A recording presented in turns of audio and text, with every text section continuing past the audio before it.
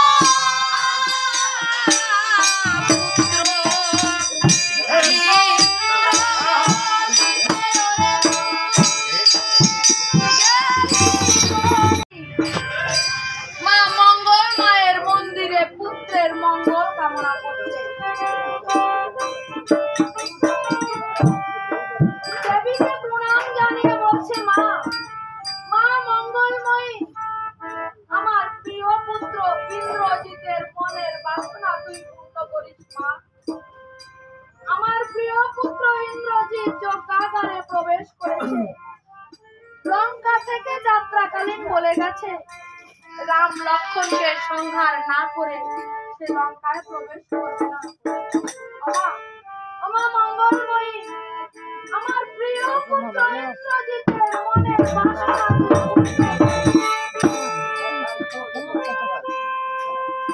কলঙ্কিত বাসে দেবীকে প্রণাম জানিয়ে রানী মন্দাদরী যখন মন্দিরের বহির্বাটিতে এক পা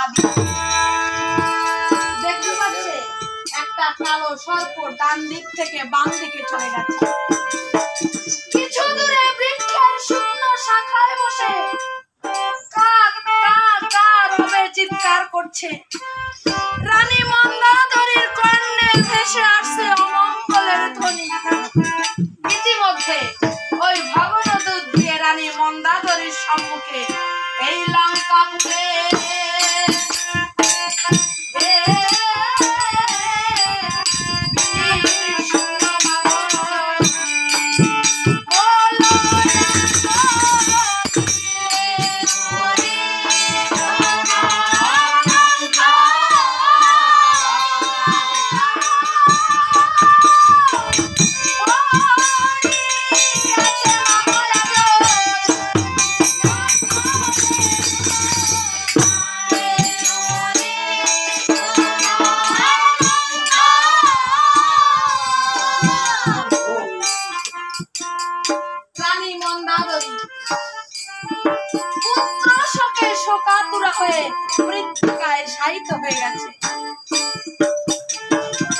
এদিকে রাজা দশানন পুত্র শোকানল বক্ষে নিয়ে রানী মন্দাদরীকে সান্ত্বনা দেবার নিমিত্তে অন্তঃপুরে প্রবেশ করেছে।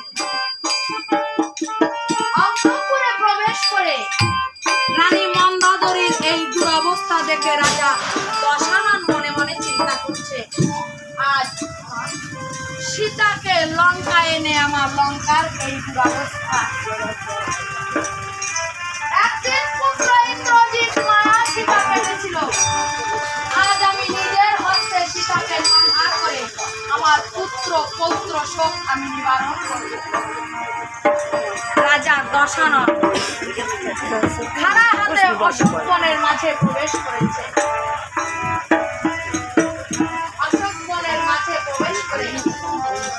রাজা দশানন যখন পিছন থেকে ধরা উৎকলন ছুটতে গিয়ে রাজা দশাননকে বাধা দিয়ে বলছে, আজ তুমি কি করতে অগ্রগতি হয়েছ? তুমি না জ্ঞানী, তুমি না শাস্ত্রবিদ পণ্ডিত, তুমি না ত্রিভুবন জয়ী বীর, আজ একজন সামান্য নারী হত্যা করে তোমার বিজয়ী নামে তুমি কলঙ্ক লেপন করো না। ও প্রভু, আমি তোমাকে পূর্বে নিষেধ করেছিলাম প্রভু, ওই রাম লক্ষ্মণের সঙ্গে বিবাদ বাঁধিও না। রাম লক্ষ্মণের সঙ্গে বিবাদ বাঁধিয়ে আমার 1 লক্ষ পুত্র 1.5 লক্ষ নাতি সবাই অকালে অবেলায় চলে গেছে। এই জগতের বুকে নারী জাতির গতি তার গতি ভিন্ন আর কিছু নেই প্রভু। আমার 1 লক্ষ পুত্র 1.5 লক্ষ নাতি সবাই অকালে অবেলায় চলে গেছে, তাতে আমার কোনো দুঃখ নেই প্রভু। যদি দিনন্তে একবার আমি তোমায় দেখতে পাই। রাজা দশানন রানী মন্দাদরীকে সান্ত্বনা দিয়ে বলছে, রানী মন্দাদরী, তুমি একটা কাজ করো, তুমি অন্তঃপুরে যাত্রা করো। তোমার পিতা ময়দানব আমাকে যে শক্তিশাল দান করেছিল, সেই শক্তিশালে এমন শক্তি ধরে এই ত্রিভুবনে কারো সাধ্য নেই সেই শক্তিশালকে পরাজিত করতে। তুমি অন্তঃপুরে যাত্রা করো। রানী মন্দাদরী স্বামীর মঙ্গল কামনা করে অন্তঃপুরে যাত্রা করছে। এদিকে রাজা দশানন সারথীকে ডাক দিয়ে বলছে, সারথী, আমার ভুবন বিজয় রথখানা একবার সাজিয়ে নিয়ে এসো।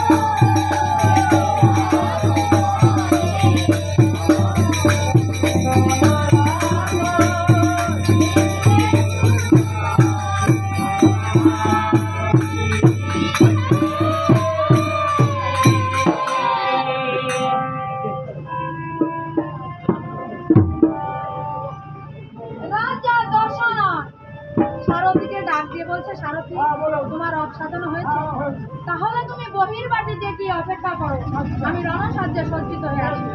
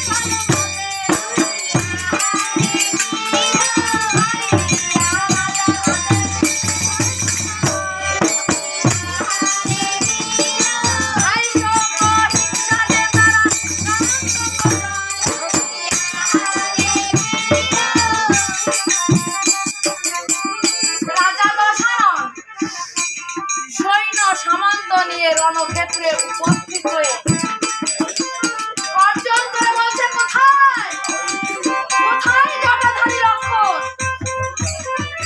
আয় এসে যুদ্ধ। এদিকে দয়াল রামচন্দ্র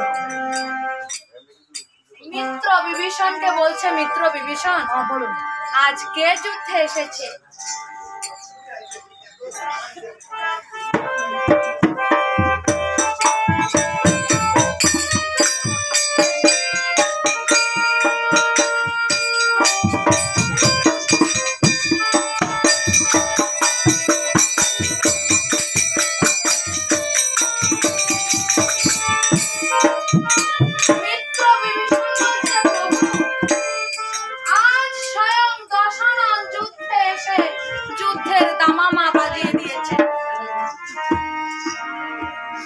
দশাননের কথা শ্রবণ করে দয়াল রামচন্দ্র মিত্র বিভীষণকে বলছে, মিত্র বিভীষণ, শীঘ্র করে তুমি আমাকে রণভূমে নিয়ে চলো। দশাননকে দেখবার জন্য আমার মন যে বড় অস্থির হয়ে উঠেছে।